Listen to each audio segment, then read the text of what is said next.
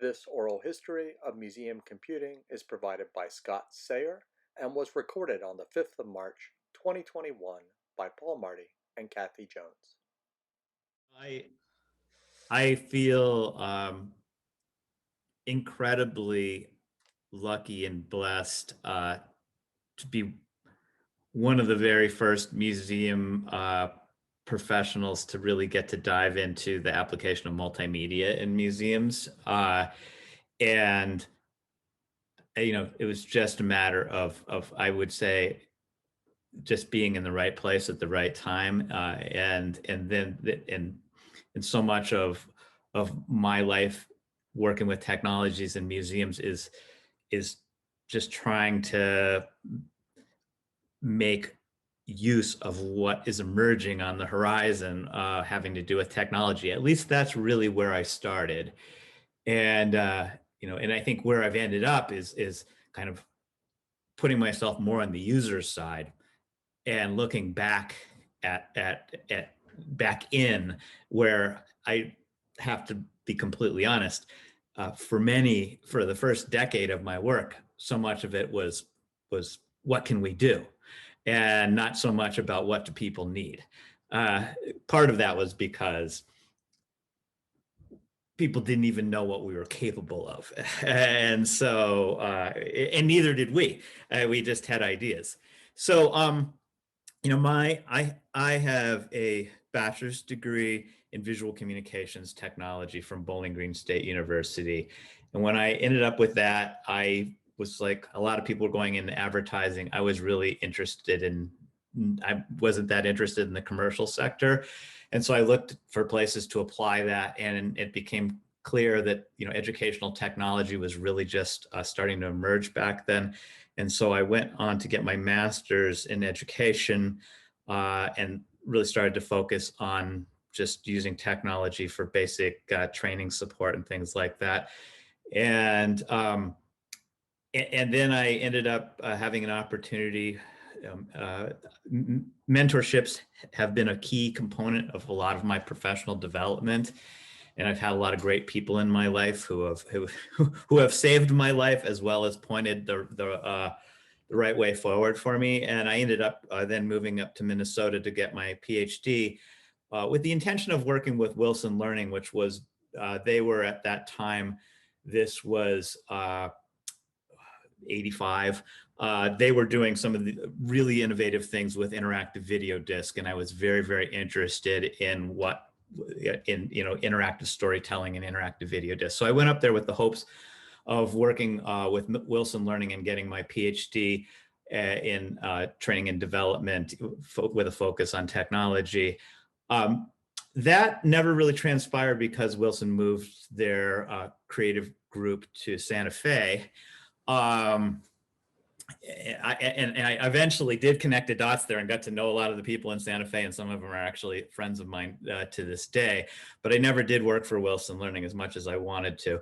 At the same time, I still pursued a lot of this. My PhD was focused on interviewing experts who were doing interactive video disc design and development for education and training. And so my part of my PhD was to develop a piece of software for planning interactive digital interactive learning experiences and managing the media as well as uh, the, the content, the media, as well as kind of the structured learning behind that, and trying to break out from traditional curriculum development into like interactive curriculum development and media management and all the stuff that goes along with that. So I built a piece of software for that, and from there, that was built with SuperCard. I was very much into HyperCard, and I worked at a research and development lab at the University of Minnesota, which was for distance learning. And there I had the opportunity to build my first interactive kiosk, which was for the Minnesota Pollution Control Agency on household hazardous waste. but that was a huge success, and it was really pushing the technology at that point in time, because touch screens had really just come out, and I played with a lot of different technologies at that research center. It was one of the wonderful things, was it was truly a what project you want to work on this year, Scott. And and I worked with AI, and I worked with interactive response systems, which I later got into when I formed Museum Forum 11, which was an early cell phone interactive information system for museums. So I've kept playing with a lot of the ideas that came out of the lab experience at the University of Minnesota. But one of the projects I was working on there, it was the bridge to museums, and that was one of the things we did every year is we, as researchers, had a video crew that we were expected to produce one or two mini documentaries on what we saw as emerging trends in technology. And since I had worked on interactive kiosks, I had decided I was going to do one on I'll date myself a little bit here. Cash machines, ATMs were just coming out at this point in time, and they were like high technology, but they were also touch screens and interactive computers that people were working with on a day-to-day basis. So uh, I went out with the video crew to shoot a documentary, and one of the things that we went to cover was an early interactive video disc program that was developed at the Minneapolis Institute of Arts, developed externally under the. It, it was directed by two people who were in their film area at that point in time, and was put in their lobby, and it was an interactive directory to what you could do at the museum. And so I was there with the crew and shooting this, and the woman from guest services who had let me in, I remember this so well, said, do you know much about this kind of stuff? And I said, oh yeah, I've written my PhD on this, and this is an area that I've been working on. And she said, we've been looking to hire a director of interactive, and we've been looking for the last year and a half. You should really talk to the director of the museum. I think there might be an opportunity for you here. Well, of course, I'd actually been really pursuing another job at a science museum that was very different than this. But eventually, I ended up landing this job, and it was probably the first one in the country, or maybe the world, to be forming an internal interactive media group in a museum. And this was early 1991. And the backstory on this was that the director, Evan Maurer, at the time had been on a plane and happened to be sitting next to Bill Gates. And Bill Gates asked him what he was doing with technology in the museum. And Evan had said nothing but, what should we be doing? And Bill had told him that he should really be looking at interactive technologies, that they were the up and coming learning technologies for museums. And and then Evan went and met with General Mills and got I think like $1.5 million that was basically sitting at the museum when I was hired to start this project. So I mean, what an incredible opportunity to be given. And from there I formed a team, and with the mandate of producing 15 interactive video kiosks that would be installed in the museum's galleries, which was unheard of, and highly problematic, because none of the curators wanted a glowing computer screen anywhere near their galleries. And that's a huge story in itself of just the demonstrations and advocacy that we had to do to be able to incorporate technology in the museum. I ended up telling this story over and over again about, sitting down with curators and saying, imagine we can just cut a hole in the gallery wall, and we can take people wherever when they walk through that hole, anything we can imagine as far as helping them understand the collection better, we can do there. And and once they really understood, we can help you imagine this, it was And then once we had worked with a curator, then we couldn't keep them away because they had so many ideas that that they that we honestly had a hard time getting our jobs done because we kept having the curators come into our area to want to talk about things. Is it possible? Is it possible? But so so that was all happening, and we're working on. We eventually actually did get all 15 kiosks installed, and I think in the end we had 18 different programs that we had done, and we had we did a lot of exploration with early 3D rendering using Stratus 3D, where we were building, we built a Japanese home where we took a lot of our Japanese objects and put them in a Japanese home and did a walkthrough of our objects in this virtual Japanese home. And, we played with a lot of early technology. At the same time, we were, this is the days when we were trying to work with 256 colors, and JPEG hadn't even come out yet.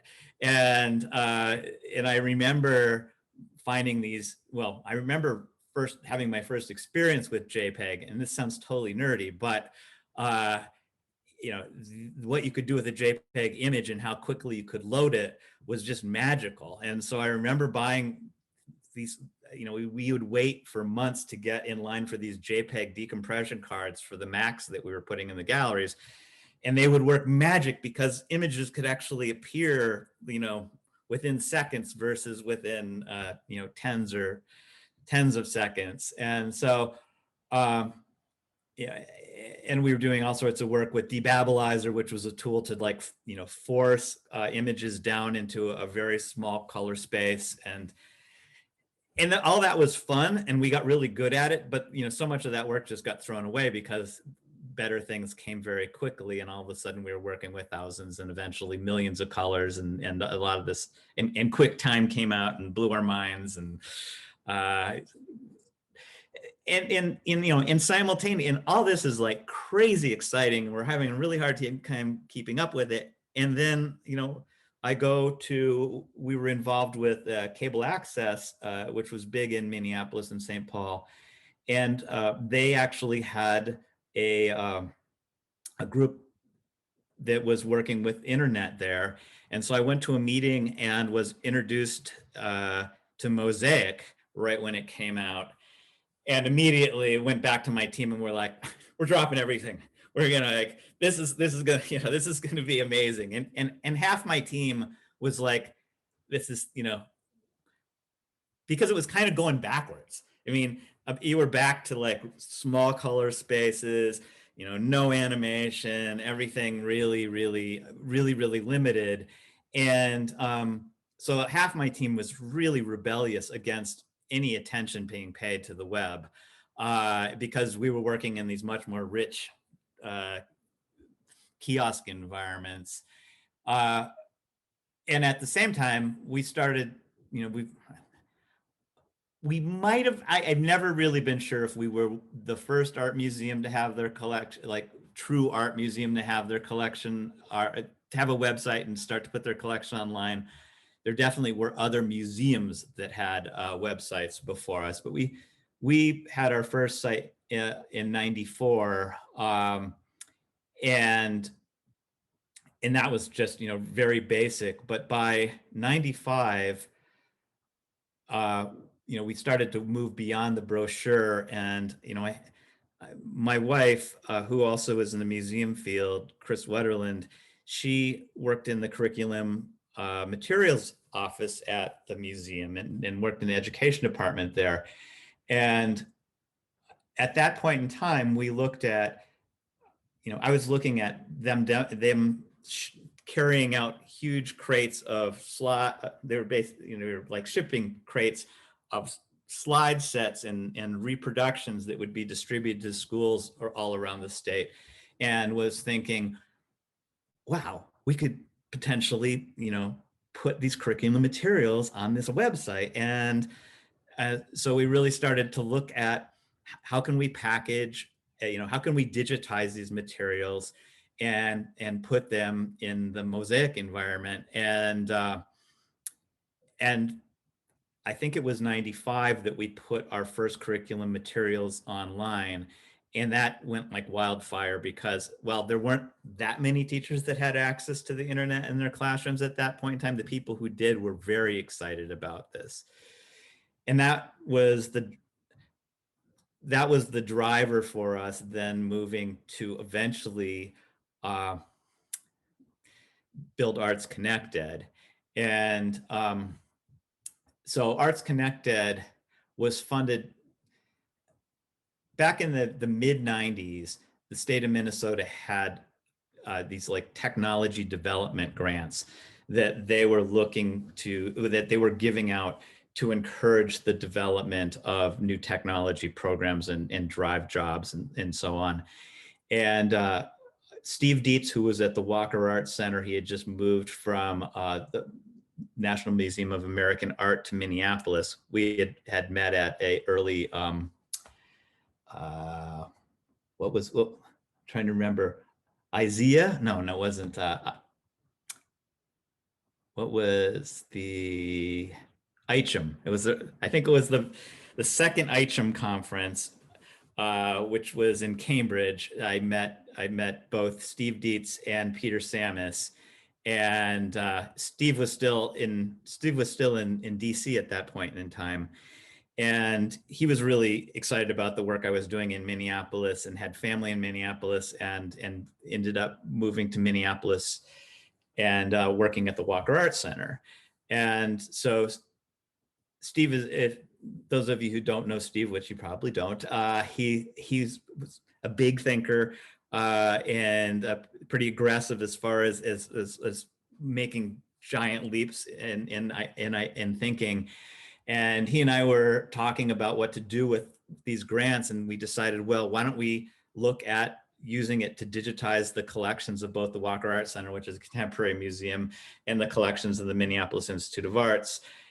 And I was sitting there going, yes, but let's do the curriculum, because I was so interested in the curriculum side, and Steve was really interested in kind of more the traditional collections side.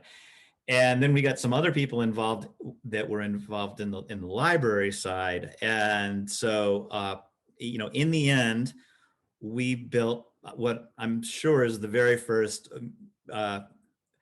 collaborative museum website between two institutions where we were merging their collections together, bookending contemporary and more encyclopedic of the Walker Arts Center and the Minneapolis Institute of Arts.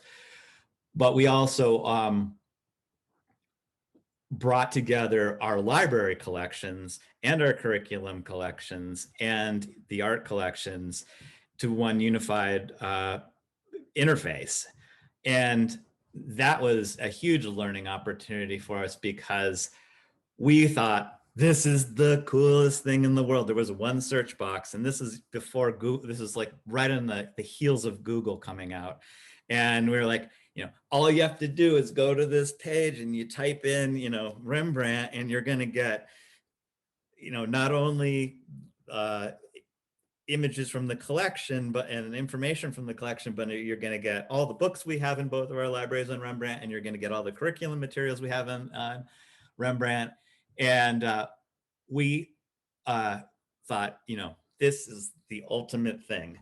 And then we started to show it to people, and end users were like, what would I ever use this for? This is so confusing. It just blows my mind. Why? And, and we all like put our tails between our legs and walked back home and said,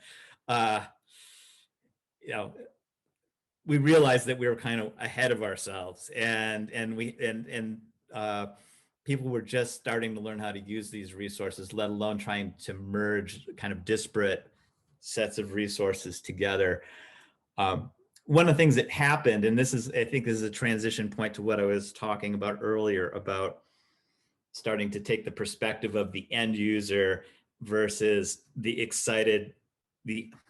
technical opportunity, excited technologist position, was at Target Corporation, was based in Minneapolis, still is right now, and got to know a friend there who ran the usability lab. at Target Corporation. I had never at that point in time even heard of a usability lab, and they were primarily using it for product testing. But he invited Steve and I to bring our website into the usability lab and do some testing. And this was revolutionary for us. We brought, this is an environment where we had our whole team set up with scenarios, it behind a two-way mirror and in a control room, really beautiful facility. And then we brought teachers from all over the state in to use Arts Connect Ed and gave them scenarios we wanted them to work through. And again, learned all these ugly lessons, and our developers almost went home crying every day because they were seeing, they kept yelling, just click this, click that, and they were realizing people weren't seeing anything that they had anticipated that people would see in the user interface. But that was huge for all of us. I think it really brought us back home to think about our end users and how critical it was for us to better understand our end users and what they were looking for and how our interfaces work for them. And obviously, I think everybody's very used to usability testing now, but in those days, it was huge. In fact, I remember I think it was at MW in DC, and speaking about this for the first time, and just at all my colleagues getting so excited by the promise of doing this, and so that was huge. While this was happening, my wife, who I mentioned before, who's a big part of my life, obviously on the personal side, but professionally as well, being an educator, being a museum person, there's no question in my mind that part of my path was really defined by her interests, as well as her negative feedback on some of the things that I thought were good ideas that weren't good ideas.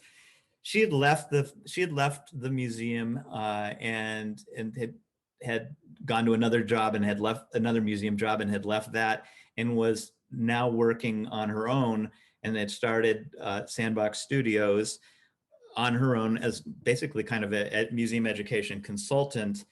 And I was growing more and more disenchanted for political reasons at the MIA and Minneapolis Institute of Arts, and decided after her encouragement to leave.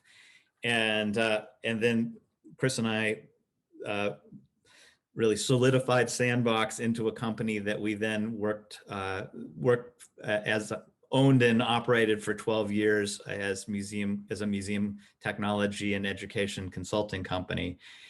And we worked with literally hundreds of museums all around the world, and it was absolutely wonderful experience. And one of the things I mentioned earlier that we did during this time, I'll just highlight a couple of things that I was particularly happy with that we worked on. One was the formation of Museum 411, which was, I was very much into interactive voice response systems, which is, the ability to call a phone number and then select information that you want to hear about. And that goes back to my previous work at the research center. So I was pursuing building an interactive voice response system as a means to, particularly for the Walker Sculpture Garden, that was really the trigger for me, was they were trying to deliver an audio tour outside, and they didn't want to manage equipment outside. And I was thinking, IVR is the way to go.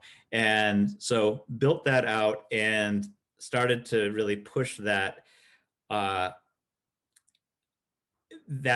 it was a real challenge. It was a real challenge because I was super excited about the promise of the technology.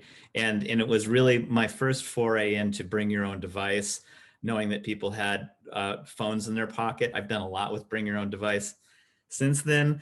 But that was I was super excited about that, but I really didn't have the resources to make it happen. And meanwhile, to my surprise, at the next Museums in the Web conference, I saw, oh, all of a sudden there are some other companies that are exploring this at the same time. And after, we ran Museum 411 for, well, it was still running when we left Minneapolis, but our client base was pretty small, and was pretty high maintenance, because we just didn't have the infrastructure to make it work.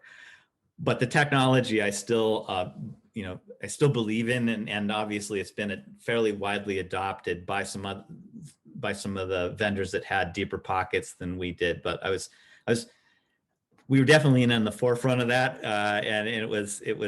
But at the same time, it was one of those things that was a bit heartbreaking for me because it never really panned out, even though I was super excited about it. The other thing that Chris and I played a lot with was when the iPad uh, first came out, and realizing the potential of particularly educators and tour guides to be carrying around basically a notebook, a tablet that they could access anything to help enhance their tours, and to be able to integrate, I felt myself fighting some of the things that I had fought so hard for earlier, which was to get floor space for kiosks in the galleries. I Eventually I was fighting really hard to get guides in some ways to replace those things with tablets in their hands, and them being, understanding that human beings can actually make better connections with visitors and know the best time to introduce certain types of digital content than the user themselves might have if they just had it in their own hands or through a kiosk. So that was something that we spent a couple years working heavily on, was training different museums guide programs on how to properly integrate tablets into their tours. And I have to say, it's interesting that museums are still doing that, but I don't think it's ever been as widely accepted as I thought it was. I thought it was going to be. I thought that, again, was one of these things that was just going to be uh, through the top as far as its adoption. And I still don't quite understand why. I think part of it is the training that the guides need to have in order to really integrate technology into a learning experience where it's typically been very lecture based. Should should I keep going into Corning, and then we'll circle back if you want to dive in? Yeah, this is going great, but I just want to jump in because you raised a really interesting question right there, which is making me think. I think it's exactly what you said, right? So much of the training for guides in the past has been lecture based. Here's your script, right? Right. And it's hard to get people to deviate from the script when they've got, even when they've got this, almost as if the tool, the iPad, is too amazing because it prompts them to deviate from the script. Yeah. Yeah, There's something and there. and so much of what our training was first of all how to somewhat mentally prepare so that you knew what resources you could draw upon, but that you didn't have to draw upon. That it wasn't like you had to work off a script, but you kind of knew that if somebody asked this question, you could show how the casting process works, or something like that. But how to lead, it's like any technology integration in a learning environment. I mean, teachers have to do this all the time in their classrooms about, how do you prepare the students for a technology-based experience, and then afterwards, how do you bring them back out and connect it to the larger, conversation? And that's a tall lift for classroom educators, let alone volunteer guides. And we tried to make it fun. We tried to make it amazing, and for them, and it worked fairly well. I'm going to keep going, but I do want to come back and talk a little bit about the trainer work that we did around Arts Connected. We didn't really go there, but that was also, I think, really some pretty interesting work that still could have legs for other people. So, as I said, we work for a lot of different museums as Sandbox, and toward the end of that, again, total fascination with the iPad for quite a few years. And um, trying to figure out how to get iPads into people's hands in the museum environment, seeing that they didn't require a lot of wall space, and their footprint was pretty light, but at the same time, uh, museums didn't really have the infrastructure to support giving them out. I mean, I've always been against uh, dispensing equipment at the front desk in museums, because I don't think it's cost effective, and I don't actually feel that many guests make the best use of the investment the museum puts in renting all those devices or buying all those devices. So beyond bring your own device, as I've already started to allude to, part of it was, how do you get these things into people's hands but not have to distribute them? So so iPads were great for that, but iPads can, and to a certain degree, it would be great to just have tables and around the museum where there's an iPad laying there that people could look things up, or pick up and use for their experience. And that's never going to happen because they're going to walk away. So one of the things that we did toward the end of our work at Sandbox was start another company called iPad Secure Frame, and worked with my brother-in-law, who's an engineer who's now at Tesla, who we designed an aircraft aluminum frame that wrapped lightly around an iPad. And then I think the thing that was our real kind of claim to fame was making it. We wanted to have the iPads so that they could be secured, but always being charged. And there was a lot of different frames out there to secure iPads, but there wasn't things that allowed people to hold them in their hands and hold them like they were their own device, but secured them and kept them charging at the same time. So we invented this thing called iPad Secure Frame, and that was probably the most successful, other than Sandbox Studios itself, the most successful museum business venture that we had. And we sold probably close to 1,000 frames to museums all over the United States. And I actually, to the best of my knowledge, some of them are still in place. But these allowed you to have a couch or a chair or a table with an iPad tethered to it, and people could just sit down and look at whatever content you put on there.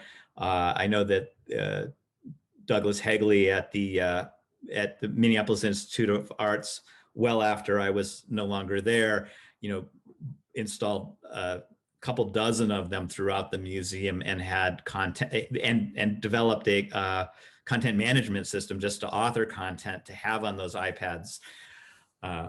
So part of the reason I'm telling the story about iPad Secure Frame is that's what led us to where we are today. And that is at the Corning Museum of Glass in Corning, New York. We were hired to come. They were building a new contemporary wing for the museum, and they hired Sandbox to come in and design kind of the technology infrastructure for the contemporary gallery. And they were very interested in the tethered iPads. They wanted to have what they were referring to as digital labels in the galleries, which again became iPads. And so Chris and I spent a year and a half working on the contemporary gallery at the Corning Museum of Glass.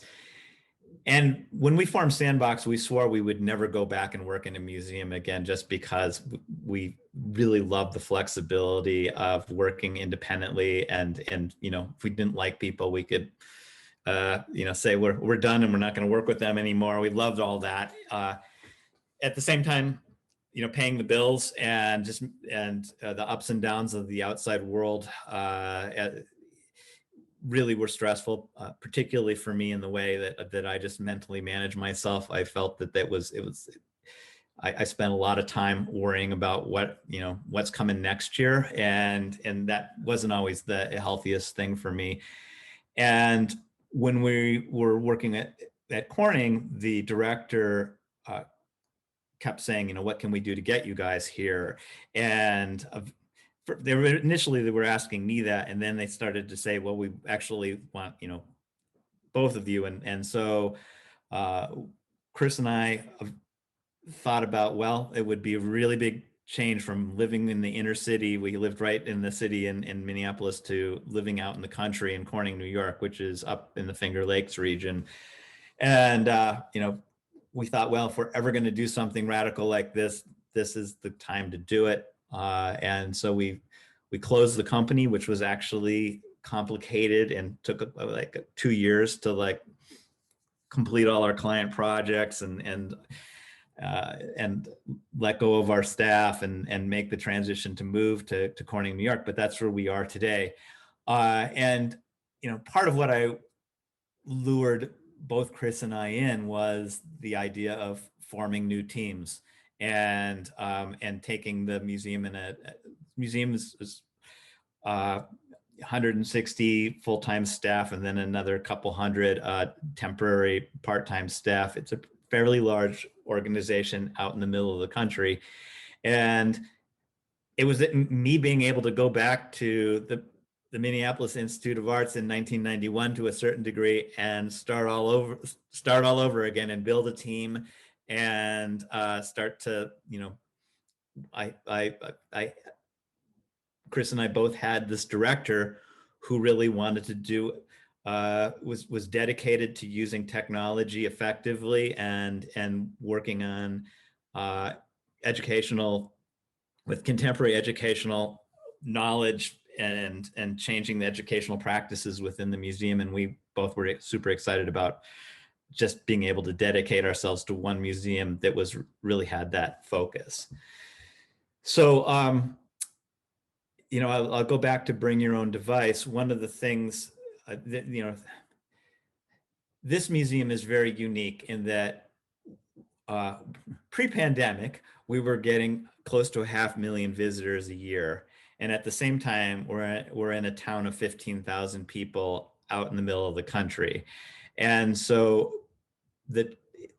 unlike city museums where most of your visitation is coming from regional visitors, repeat visitation, most of the visitation that the Corning Museum of Glass gets is tourists and people that are on their way up to Niagara Falls or up to the Finger Lakes. And so very few of those 400,000 people are the same people. And at the same time, we would also, because it's tourists, it's very seasonal. And so in the summer, we would have days we would have 3,000 or 4,000 guests per day. And in the winter, we would have days where we would have 60 people. And so to try to actually scale technology to serve those types of peaks and valleys, bring your own device was really the only thing that we could think of to really serve the purposes of trying to manage that kind of a load. So and at the same time, I knew from my previous efforts to try to do bring your own device, and now I'm talking about bring your own device in regards to smart devices, not just cell phones, where Museum 411 was really, flip phone could work fine. Now we're talking about people either having an iOS or an Android device in their pocket and really aiming our content for that. And at the same time, knowing that particularly people who are traveling, they have concerns about their batteries and and using their phone, their minutes and things like that. So first thing we did was really build an infrastructure to support BYOD, and we were able to do that from the ground up, and that we had a robust open Wi-Fi network that when you logged onto it pushed our content right to your device. So basically you were getting uh, our mobile experience, the minute you logged on to our Wi-Fi, our mobile experience was right there on your phone. And then we put in charging stations throughout the entire museum and developed a signage system, and in fact little sitting areas that were dedicated, like you know, juice up stations, and to make sure that the people that we were addressing everything that people really needed. The other thing that we did was make sure that the museum shop was carrying tour support accessories, headphones, batteries, and things like that, so that there were lots of different ways to support people using their own device throughout the museum. And that's still the model that we're working with today. We at that point in time, we really had built a dedicated um, website that was to provide our content to mobile devices. We're now going through the process of rebuilding our entire museum website so it's mobile and responsive, and moving toward not having a dedicated site, but basically a responsive version of our main site being the internal mobile experience, but still pushing it to people's phones once they get on site. The other thing that we were just about to release that is another first for me is virtual reality, a program. And we have an exhibition that will be opening in May, and part of it is our sections from a all glass ballroom that the V&A owns some components of. The entire ballroom was dismantled decades ago, and pieces of it are scattered in various museum collections around the world, and a lot of it is just non-existent. And all the furniture that was in this room, and chandeliers and candelabras, have all been disseminated into museum collections all around the world. So for this exhibition, we decided that we were going to build a virtual reality reconstruction of the Glass Ballroom. And so part of the reason this is so fantastic is this is an entirely mirrored ballroom. And so it's glass, and we're the Corning Museum of Glass. So everything in this space is glass. And so we worked with colleagues that I had actually met at the Walker Arts Center way back in the early 2000s, who built virtual reality programs. We worked with them and went and collected imagery and specifications on all of the original furnishings and all the architectural drawings of this space, and built this glass ballroom from top to bottom. And it's just fantastic. It's done. We're looking forward to releasing it in the Oculus store. It works on both the Quest, which is kind of the low end version, and it also works on we have a much higher res version we're going to release for the Vive and the Rift, and we're releasing. I mean, the really exciting thing is we're going to put all the source code on GitHub and under a Creative Commons license, so that other museums that have these artifacts in their collections can bring this and contextualize these objects for their visitors. And we're really making it. Obviously, this is all done in a way that is much higher resolution than most of the technology we have right now can actually resolve. So I think as technology continues to build forward, this experience will continue to get better because it's all real-time rendered, and it's going to be dynamically improving over time. So super excited about that. The really bad thing is people don't want to put on VR headsets in the middle of a pandemic. And so we had to really think on our feet, and we're working really hard to get this out so people can bring it into their homes. But the really sad thing is we had this amazing gallery experience planned because we have these panels that we borrowed from the V&A that are doorways, glass doorways from the original room. And the original plan was you were going to be looking at these and then put the goggles on and see the room build around you. Can't do that anymore because we're in the middle of a pandemic. And so we have now been relegated to putting the program on a multi-touch screen and having people use stylus to navigate it. It's still fantastic even in that environment. Can I jump in with a question? Just Sure. I mean, 20 years ago, we wouldn't have thought everyone would have an iPhone. How long do you think it's going to be before people are going to show up at your museum? Everyone's carrying an Oculus Quest. I haven't seen one yet.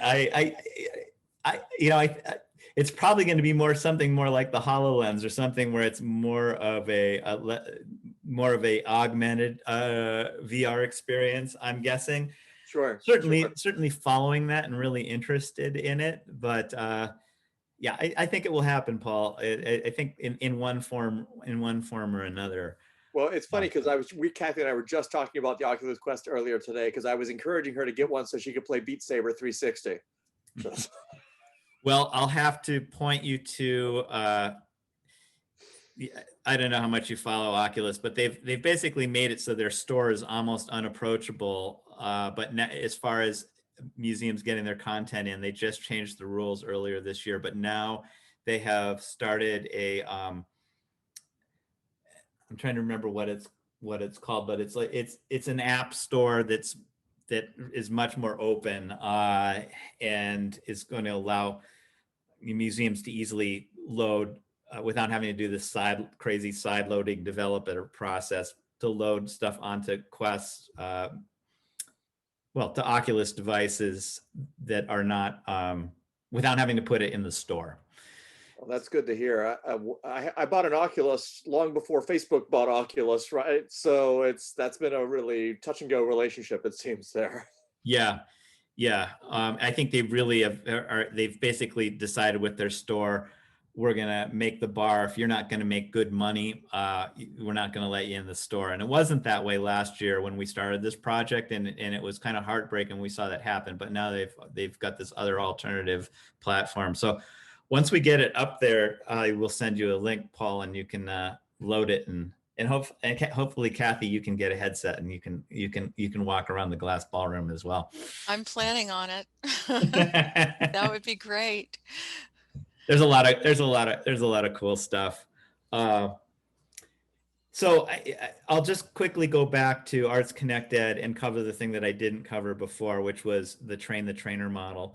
So one of the things we did with Arts Connected was understand, it's going back to the idea of teachers not really understanding how to integrate technology into a classroom environment. And Arts Connected, even after we had taken it through the usability testing and really improved how it worked for people, teachers still needed to understand, well, what kind of activities can I do with my students? How can I use this in the front of the classroom as an instructor? And we ended up developing a Train the Trainer program where we selected 12 teachers from all around the states. They actually had to apply, and they knew that if they spent 2 years with us learning Arts Connected and how to train other teachers, that they would end up being able to keep the Mac laptop that we loaned each one of them at the beginning of the process, but they had to fulfill this. We basically had a contract with these teachers that they had to fulfill. And this experience too was an amazing one. Looking back on it, there were times where I sat in the room with those teachers and thought, I'm never going to have more fun than I'm having right now, because once the teachers, we did everything from teach the teachers how to open up the laptop and install more RAM, and explained, tried to really make it so they felt comfortable with the device and they felt like they knew how the technology itself worked, to going all the way up to different ways of, presenting it and distributing it in their classrooms. But we had an agreement with each one of those teachers that they would train 15 other teachers to use Arts Connect Ed. And they had to provide evidence that they had done the training and give us the names of the people, and that worked well to literally get hundreds and hundreds of teachers trained statewide through this train the trainer model. And there was an upfront, obviously an upfront investment of approximately $50,000 to make that happen, but the amount of impact that we had with that initial investment to cover a state as big as the state of Minnesota with this model, because we looked at selecting teachers both on their interests and qualifications, but also their geographic location. And then each one of them had to commit to basically spreading out even further. So we really had this kind of mapped distribution model of training teachers. So I still think there's a lot there when it comes to how do you work with the teaching community and get them to understand how to use your resources and your technology. I mean, the train the trainer stuff with Arts Connected, fantastic. And it's funny. While you were talking, I was just looking back through some of my files. Certainly as late as 2007, 2008, I was still having my students do stuff with Arts Connected and practice using it in my museum informatics class as a really great example of what museums could do to reach educators through their collections. I can't remember when Arts Connected went offline though. Oh boy, it was probably it was probably around 2010. Okay. Yeah. It was, and this is, I was telling the exciting sides of things. I think the dark side of museum technology is how much of it disappears when there's, people move from point A to point B and the person who was the advocate for it is no longer there. Or there's political changes at the top of the organization. I mean, all these projects are pretty delicate, and it takes very little for a technology project to just fade into the past without ongoing commitment and support. And I'm by no means, I think every museum technologist can tell war stories about things that they've done that were amazing in the past that you would have to search very hard for any evidence of them today. I had to admit to myself that the world I'm working in is very ephemeral, and most of my work will probably and has already disappeared, but it still doesn't mean I don't get joy from it on a day-to-day basis. Well, and the other thing, and this is actually a theme, Scott, that we've heard a lot. It's the recognition of the process over the product, right? The product's not going to last. The thing that you build is eventually going to die. But what you learn from building that is something you're going to be able to build upon again and again and again.